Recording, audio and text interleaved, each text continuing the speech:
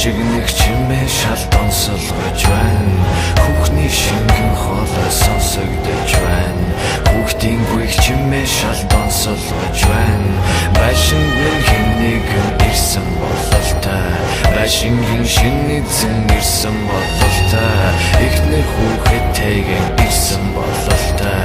Гэсэн бодолтой би хэвтэж байна.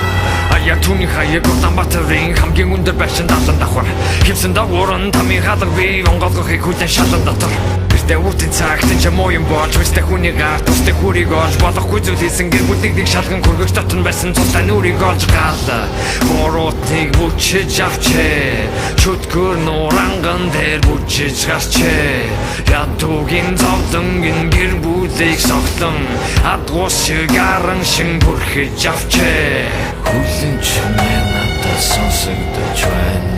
Тунчигнэг чимээ шал донсолгож байна. Хүүхний шингэн хоолой сонсогдож байна. Хүүхдийн гүйх чимээ шал донсолгож байна. Байшинд минь хэн нэгэн ирсэн бололтой. Байшингийн шинэ эзэн ирсэн бололтой. Эхнэр хүүхэдтэйгэн ирсэн бололтой. Исэн бодолтой би хэвтэж байна. Шин дундуур чамайг цоо ширтэх хин зай зочдын цус нүжөөрн хэртэх хин зай аимшигтай түүхтэй хин байшингийн зай тарадвал биткинэ оролгүй тай амсарн улаанаар бутагдсан байна хин нэгний цогцсон болгоцсон байна амсарн улаанаар бутагдсан байна хин нэгний цогцсон болгоцсон байна